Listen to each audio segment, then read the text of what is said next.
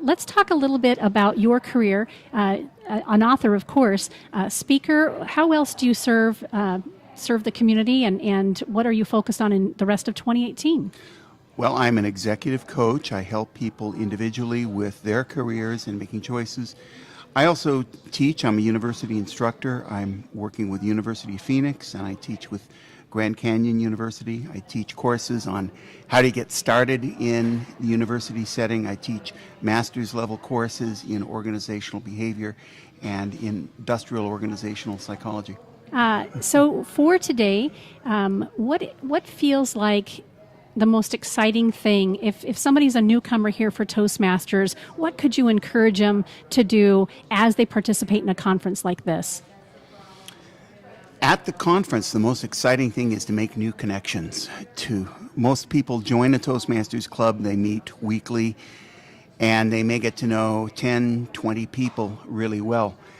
At the conference, and you keep going to a Toastmasters club, and it feels like that's the ends of the program right there. It's family. You come to a conference like this, you meet many new people. Many of them have unique talents, and they're different than their family from their home club. But they see that there's a lot of Toastmaster growth around the state and all over the country. This is a local Arizona conference, but there are programs going on that connect people all over the world. I would imagine an opportunity like this reminds people that they are part of a much larger organization. To your point, we tend to get comfortable with people who we get to see every week or every month.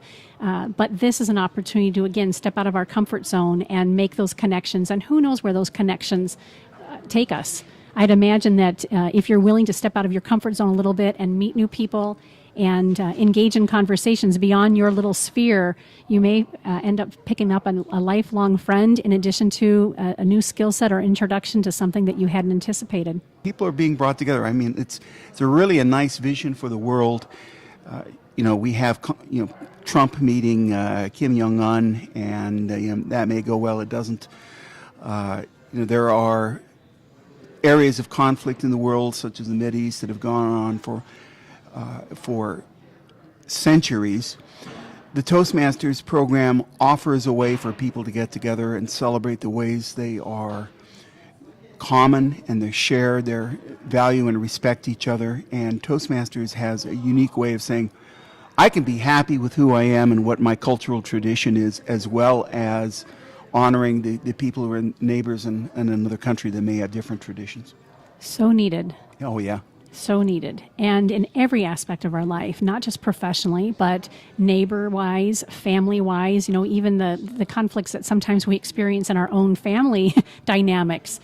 Toastmasters gives folks an opportunity, like you said, to just say, hey, I'm really okay with who I am. There's room for improvement, always the case, but I can listen respectfully, and even if I disagree, have an opportunity to stay open to where are the commonalities, where are we the same, and what a difference that would make if everybody had an opportunity to learn from what Toastmasters offers.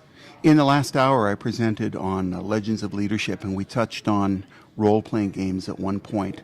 One of the members of the audience was an officer with the Army back in the 1970s, and while he never played role-playing games, he shared with me that he used role-playing as a technique to bring together some of the racial tension that was being felt with the black community, the Hispanic community, and the white community in the military.